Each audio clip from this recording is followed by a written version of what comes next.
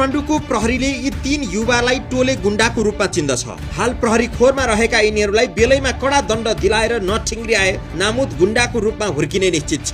गौशाला क्षेत्रलाई आधार इलाका बनाएर मारपिट, असुली धन्दा र ठगी गर्न माहिर यो ग्याङलाई डीएसपी प्रकाश श्रीमलको कमान्डमा रहेको प्रहरी वृत्त गौशालाले पक्राउ गर्न सफल भएको छ। पक्राउ परेर खोरमा जाकिएपछि यिनीहरूको वास्तविक मकुण्डो अझै उजागर भएको छ। यिनीहरूको धन्दा र कागजपत्रहरू बारे थाहा पाएपछि तपाईले काठमाडौँका टोले गुण्डाहरूको परिचय अझ गजबले थाहा पाउनुहुन्छ। परिचयका लागि यिनीहरूसँग के छैन? सिंहदरबार छिर्ने पासदेखि निजामती कर्मचारीको परिचय पत्र मात्रै होइन, ठाउँ अनुसार उनीहरू आफूलाई प्रहरी हुँ पनि भन्छन्। अरूलाई प्रभावमा पार्न वा डराउनका लागि ठाउँ अनुसारको परिचय दिन्छन्। यी कार्डहरू त्यसैका लागि प्रयोग हुन्छन्। अब लागौं यिनीहरूको मूल धन्दा बारे। यिनीहरूको मूल धन्दा भनेको विभिन्न व्यक्तिको फसेको पैसा उठाइदिने हो। वैदेशिक रोजगारी सरसापट्टिमा धेरै मानिसहरूको लाखौं लाख रुपैयाँ फसिरहेको छ, उठाउन सकिरहेका छैनन्। त्यस्ताका लागि यिनीहरू ओखती बनेर पुग्छन् र पीडितलाई भन्छन्, मानौ तपाईको 10 लाख रुपैयाँ पैसा कसैसँग फसिरहेको छ भने उठाउन सक्नु भएको छैन भने यिनीहरूले सिधा डिल गर्छन्। तपाईको 10 लाख उठाउने जिम्मा हाम्रो भयो, तर उठेको पैसा आधा आधा। यसै माया मार्न लागेको पैसा 5 लाख भए पनि आउने आशमा पीडित त्यसका लागि तयार हुन्छन् र यो समूहले आफ्नो काम थाल्छ।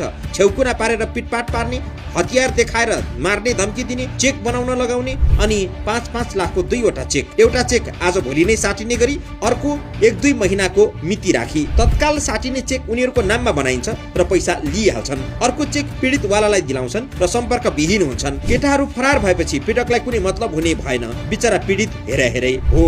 यस्तो आतंक अहिले काठमाडौँमा मौलाउँदो छ। यही अपराधका एक ग्याङ हो ती 3 जनाको समूह।